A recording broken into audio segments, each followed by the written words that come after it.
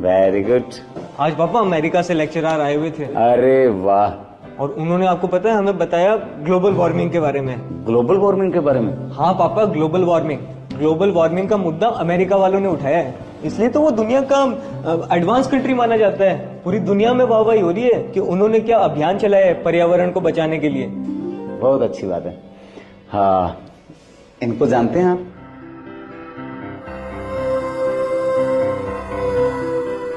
ये कौन है?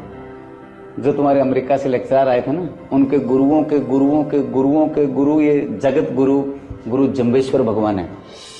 आज से 550 साल पहले राजस्थान के एक छोटे से गांव से ग्लोबल वार्मिंग का मुद्दा उठाया था। लोगों को बताया कि पर्यावरण हमारे लिए क्यों जरूरी है।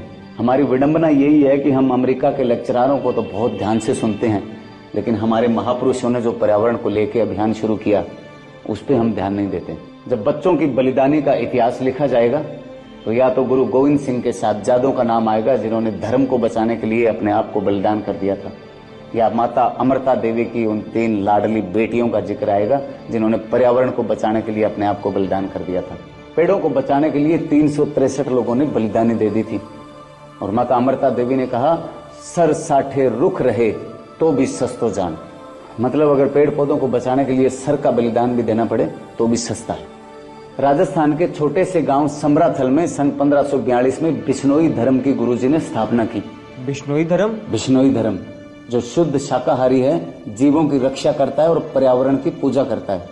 कोरोना में आके सब साइंटिस्ट ने कहा कि हमारे लिए ऑक्सीजन कितनी जरूरी है। ये बात हमारे गुरु जम्बेश्वर भगवान ने आज से 550 साल पहले कह दी थी। लेकिन हमारी विडंबना ये है कि हम हमारे बच्चों को हमारे महापुरुषों के बारे में, हमारे गुरुओं के बारे में नहीं बताते। सिर्फ अगरबत्ती करने से, पूजा करने से महापुरुष महान नहीं होते। उनके विचारों को अपनाने से हम लोग महान होते हैं। हमारा समाज, हमारा धर्म, हमारा हिंदुस्तान महान होता है। और बच्चे सीखते हैं कि हमारे पर्यावरण को बचाने की मुहिम कहाँ से शुरू हुई थी और हमें उसको कैसे बचाए रखना है। ये होम हवन जिसको लोग अंधविश्वास समझ लेते हैं, वो हमारे महापुरुषों ने बताया था कि देसी घी का हवन करने से कितनी बीमारियां खत्म होती है, कितना हमारा वातावरण शुद्ध होता है, कितने जीवाणु रोगाणु खत्म होते हैं। अगली बार जब अमेरिका के लेक्चरर आपके कॉलेज में आए तो उनसे पूछना कि सर आपने एनवायरमेंट की, ग्लोबल वार्मिंग की इंस्पिरेशन कहाँ से ली। उनके गुरुओं के गुरु भी यही बताएंगे कि हमने गुरु जम्बेश्वर भगवान से सीखा है कि पर्यावरण हमारे लिए कितना जरूरी है। लेकिन पापा मुझे एक बात नहीं समझ आई, इन महापुरुषों के बारे में हमें स्कूल कॉलेज की किताबों में क्यों नहीं पढ़ाया जाता? हाँ बेटा, स्कूलों में पढ़ाना तो चाहिए, लेकिन हमारे गुरुओं ने, सदगुरुओं ने कहा है कि माँ बाप से बड़ा कोई गुरु नहीं होता। माँ बाप का भी फर्ज बनता है कि हम हमारे महापुरुषों के बारे में बच्चों को जानकारियां देते रहें। और हाँ, विश्व में एडवांस कंट्री इंडिया ही था, इंडिया ही है, इंडिया ही रहेगा।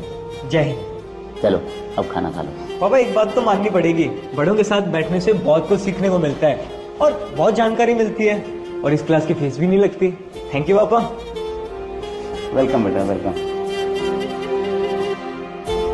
हेलो दोस्तों, पर्यावरण के प्रति जागरूक करने के लिए कहानी थी। इसमें कोई गलती हो तो हम आपसे माफी चाहते हैं, और अच्छी लगी हो तो कमेंट करके हमें जरूर बताएं।